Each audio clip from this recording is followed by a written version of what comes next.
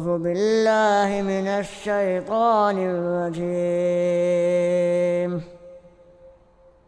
وسيق الذين كفروا إلى جهنم زمرا حتى إذا جاءوها فتحت أبوابها وقال لهم خزنتها ألم يأتكم رسل منكم يتلون عليكم آيات ربكم وينذرونكم لقاء يومكم هذا؟ قالوا بلى ولكن حقت كلمة العذاب على الكافرين. قيل ادخلوا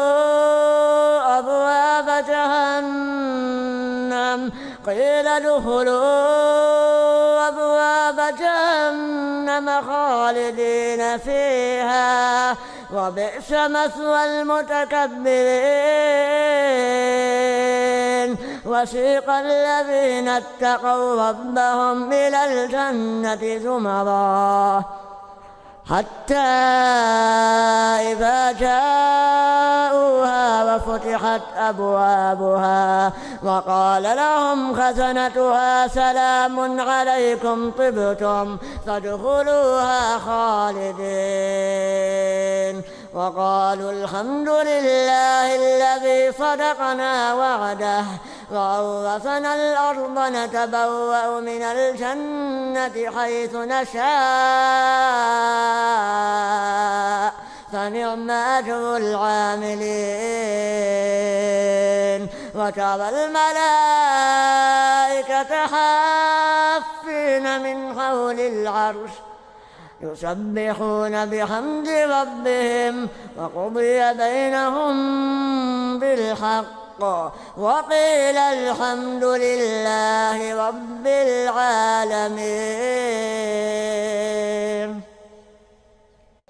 إن هذا القرآن يهدي للتي هي أقوم ويبشر المؤمنين الذين يعملون الصالحات أن لهم أجرا كبيرا وأن الذين لا يؤمنون بالآخرة أعتدنا لهم عذابا أليما.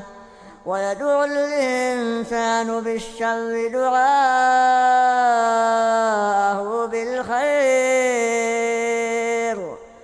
وكان الإنسان عجولا.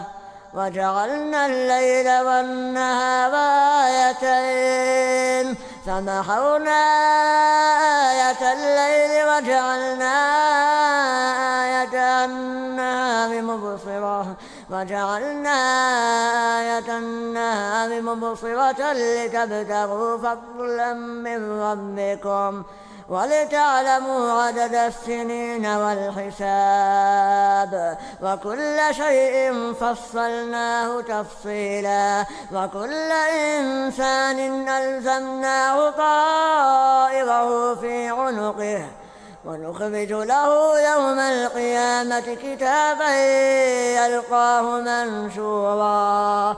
اقرأ كتابك كفى بنفسك اليوم عليك حسيبا. من اهتدى فإنما يهتدي لنفسه ومن ضل فإنما يضل عليها ولا تزر وازرة وزر أخرى وما كنا معذبين حتى نبعث رسولا. وسارعوا إلى مغفرة من ربكم وجنة عرضها كعرض السماء السماوات والأرض أعدت للمتقين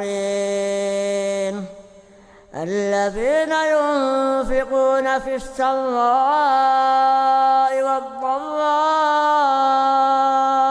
والكاظمين الغيظ والعافين عن الناس والله يحب المحسنين. والذين إذا فعلوا فاحشة أو ظلموا أنفسهم ذكروا الله فاستغفروا لذنوبهم ومن يغفر الذنوب إلا الله ولم يصروا على ما فعلوا وهم يعلمون.